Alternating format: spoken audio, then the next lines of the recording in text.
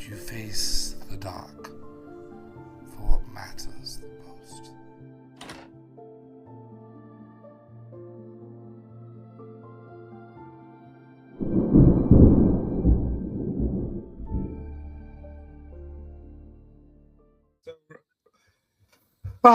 Let's see here. We're here to talk a little bit about the Ballad of Nod, and we're also here to talk about Wurst, Mayhem, and Wurst. Wurst and Mayhem. Did I get it backwards? Wurst and Mayhem. Wurst and Mayhem.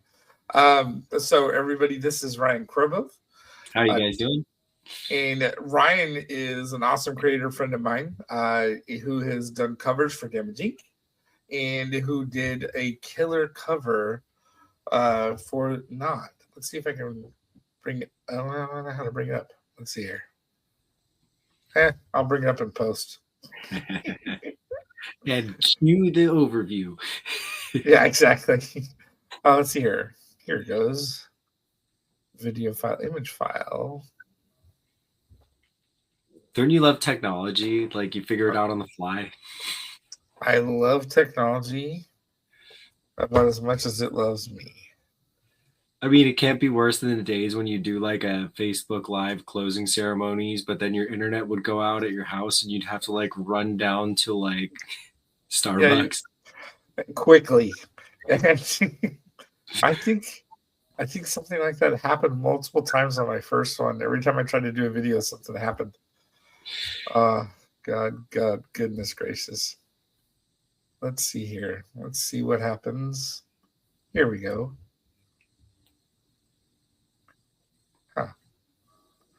I hit the button. Let's see what happens. There we go. There we go. All right, so everybody, this is going to be the alternate cover for the Ballad of Nod. Now, I noticed some things I was going to ask you about, Ryan. I'm not 100% sure if we talked about this before, but there's a lot more going on in this cover than I first noticed. Like, when I first got this image from you, I was like, oh, he's got a stylized version of Patches. He's looking all tough and scraggly. That works. He's got a tentacly demon, kind of like my tentacly demon. Okay, good there. Nice bright red eyes.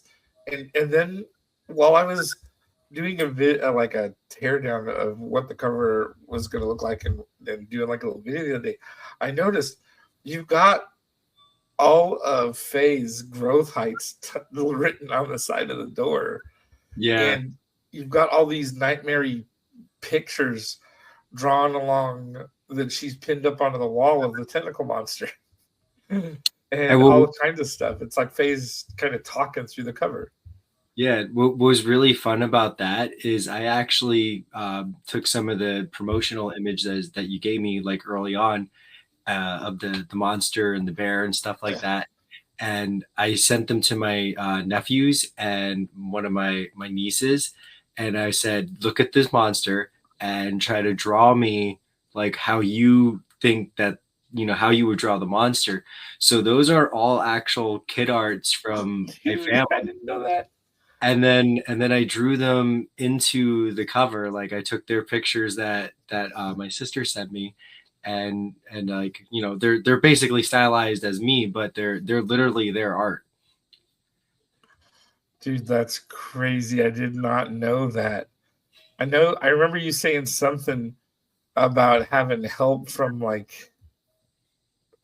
your nieces and nephews, but I didn't realize that that's what you did. Yeah, that's I thought it would be crazy. really fun. Have them involved. You can't make kid art. It's like impossible. Well, it's honest, right? Yeah. And that's something that like has to be a part of books when you're having kids. There has to be a certain honesty into it. Goonies works because every single person on the planet wants to be a Goonie. Everybody identifies with riding their bikes out on roads and getting lost in restaurants and finding pirate treasure. I mean, who hasn't done that? Right? Looking at this art, and I made it all big so I could see it better. It's kind of crazy. Like they've got these doorways with tentacles going in every direction. And some of them are just really, really creepy. They a couple of them concentrated on the closet. It's kind of cool. I dig it a lot. I totally didn't notice that the first time, man. That impresses me so much that you've got little kid art inside of this cover that makes it even more cool. I thought it was fun. I think I What? might make copies for them. Oh, we'll do that.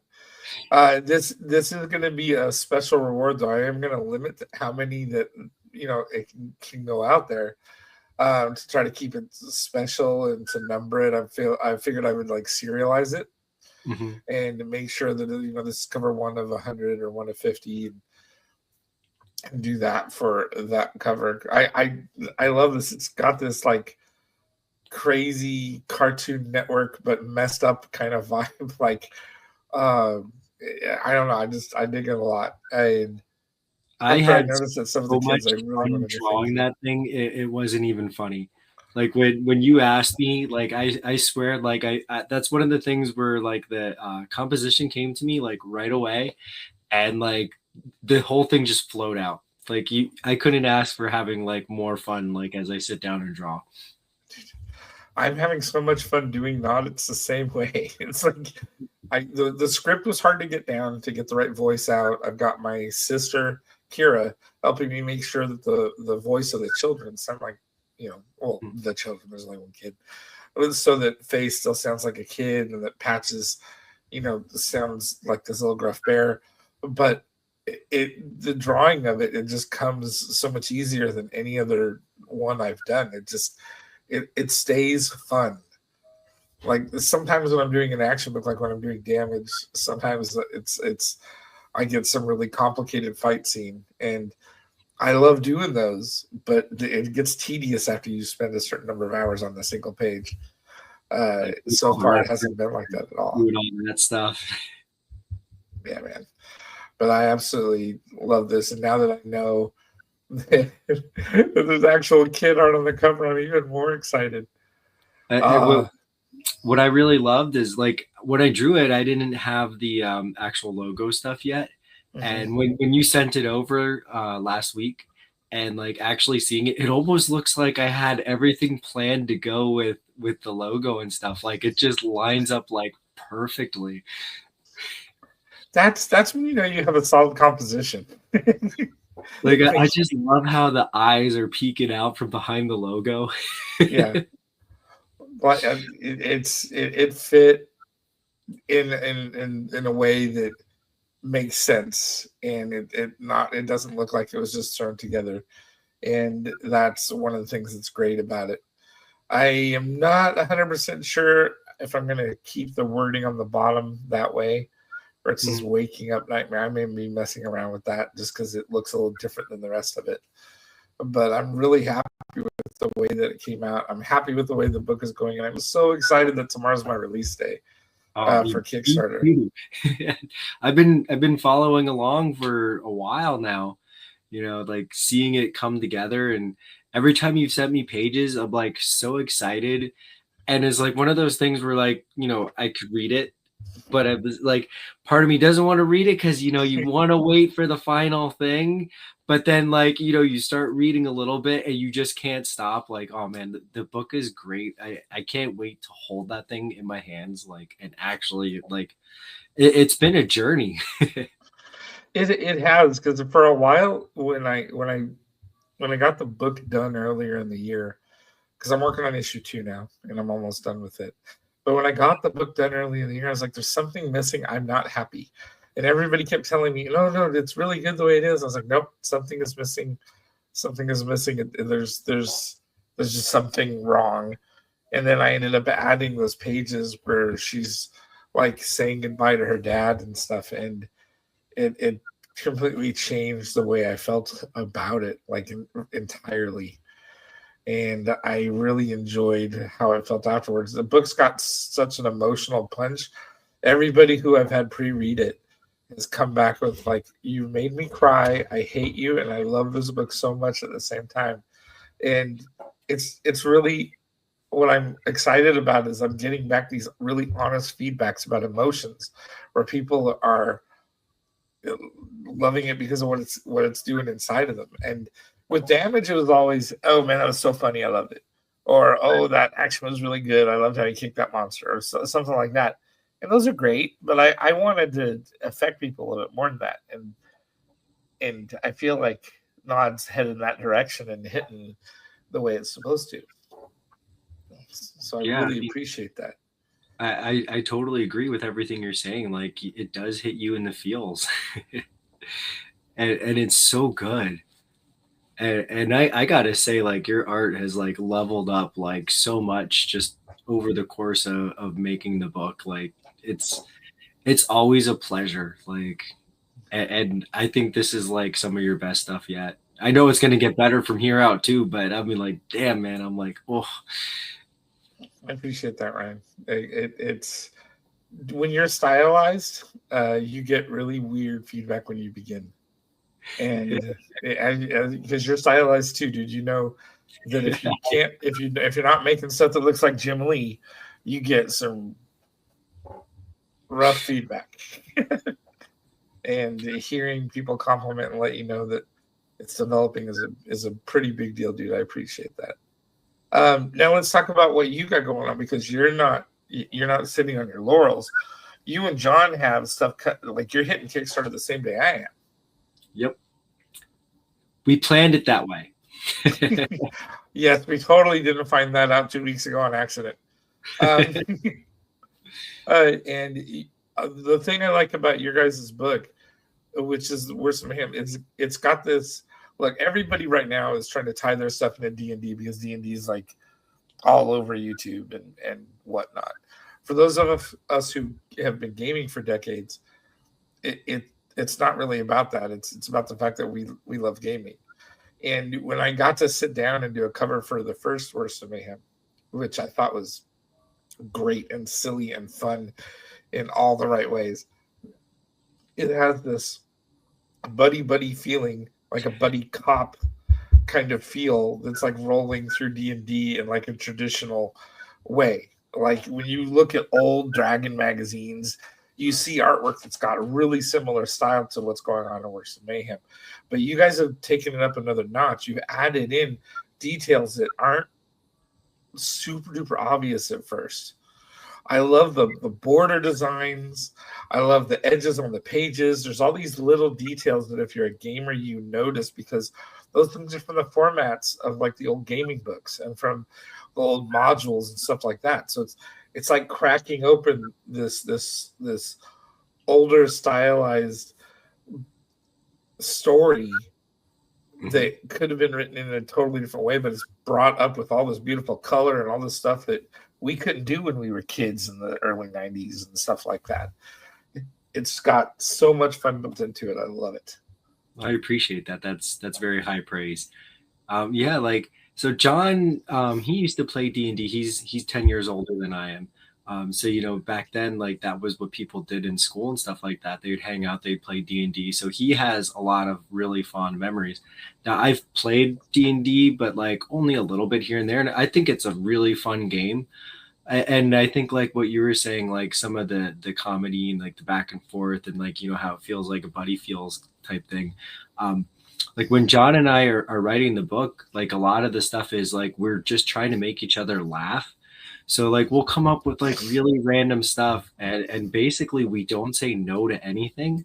So like it's like, okay, well, how do we do that? And then we figure it out. So it becomes like a problem solving thing. We're like, okay, well, we have this really weird idea. How are we going to work this in? And it makes it's almost like a stream of thought. And I think why a lot of people who play like D&D, they say that kind of resonates with like how campaigns go. Oh, yeah. Because, like you can never like you have never any idea what's going to happen. Absolutely. That is you just described. Okay, when you're at a good table and the other people are there to enjoy themselves and nobody's taking themselves too seriously, which are the campaigns that last forever, you just described what it's like sitting at those tables where you guys have a problem. All right, what do you guys think about this? What do you guys think about this? It's not just some guy screaming the words fireball and another guy, you know, screaming out that he's going to run in and stab it. It does happen, but when you're having fun, it's way more like a like a tennis game of the back and forth between the guys that are just trying to enjoy themselves and make each other laugh. That's also a huge part of gaming, is trying to make each other laugh. Like, I think the longest campaign we ever played was in a system called Hackmaster, and a huge part of that game is just making each other laugh with the crap that goes on. Nobody behaves themselves. Everybody is a dork when it comes to playing that game. It'd be boring otherwise, right? Exactly. Who wants to hear about some stuffed up elf going on a world quest for the 90th millionth time for the apocalypse? That is nowhere near as fun as two buddies being cursed in an ice cream parlor, or in this case, a bar, or whatever randomness that's going on. It's always more fun when you've got some random element that where the two buddies got into trouble, and that's what I love about Wurst and Mayhem, is it doesn't let go of the fun, even when it's in a serious moment. There are still some elements where it finds a way to get funny. Thank you. Now that's like exactly what we're doing it for. Like we love making people laugh. Like, we talk online and we've done podcasts and stuff together, and like, that's just how John and I are in real life. Like we're like that all the time. and like that's the kind of stuff that we want to bring to people. Like we want people to laugh, have a good time, escape from all whatever's going on in your life, just sit down and enjoy yourself. Huge important part of comic books. Question for you, dude. So this is an issue 1. Which one are we on? We're on which one are we funding here through Kickstarter? This is going to be Wurst and Mayhem 3. See, that's awesome. You guys are already on the 3rd. And the pace that you guys are putting them out is actually really solid as well. How many months ago was the first one? It's been 1 year. So we last year we launched on Leap Year Day. And that's kind of going to be our thing. We're going to shoot for doing one on like as close to Leap Year Day as possible. And then the next one is going to be 6 months out from that. And we're going to try our hardest to maintain that schedule. Like John's a beast, man. He churns these pages out. And early on I said, like, I wanted to keep like a coloring style that was very simple and didn't take a lot of time. Like when I color for Crossover Division, a page or two might take me like 3 days, right? Like, cause I'm trying to reference like photo light and all kinds of other stuff. And I'm like, John, like, I want this to be fun. I want this to be like, I hate Fairyland, but I want it to not take me forever. So it's very colorful, and like a lot of times, like when I do the rendering, like it's not realistic at all. Like if somebody's on the left of the panel, they're shadowed on the side. That would be like, so like it almost makes it like you are always the camera, and it doesn't make any sense. But when you I feel like it kind of brings you into the story a little bit more. I don't know if that makes sense. No, I think it does. Lighting is kind of overlooked.